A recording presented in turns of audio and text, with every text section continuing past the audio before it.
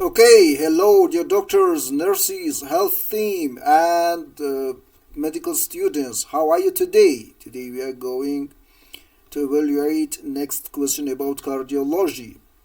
Okay, a 52-year-old man with a history of anterior myocardial infarction 3 weeks ago developed a sudden onset of dyspnea.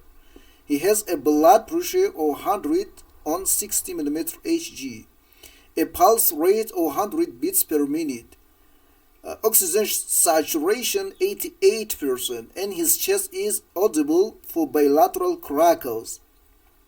What is the single best investigation to determine the underlying cause? Okay, A. Chest X-ray, B. Echocardiogram, C. D-dimer, D. Ventilation perfusion scan, E. Troponin. Okay, here we are going to evaluate what is the best investigation, the single best investigation to determine the underlying cause. And when it's asking about the underlying cause, the determine or underlying cause, and the underlying cause of the patient's problem was anterior myocardial infarction 3 weeks ago, and the best choice would be echocardiogram, and here we are going to explain it. Okay, the keyword here to look out for is investigation to determine the underlying cause.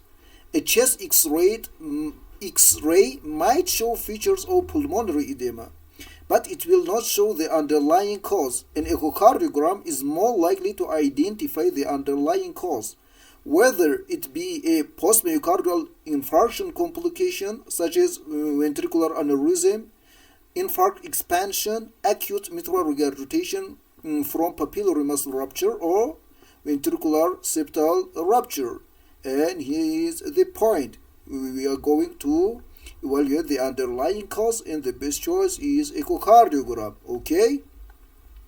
And this ECG is showing the patient with anterolateral myocardial MI, as if we are going to evaluate the patients with anterior MI, we must evaluate anterior leads. As we can see here, widespread ST elevation in anterior leads. But if it's infralateral myocardial MI, we must evaluate inferior leads also.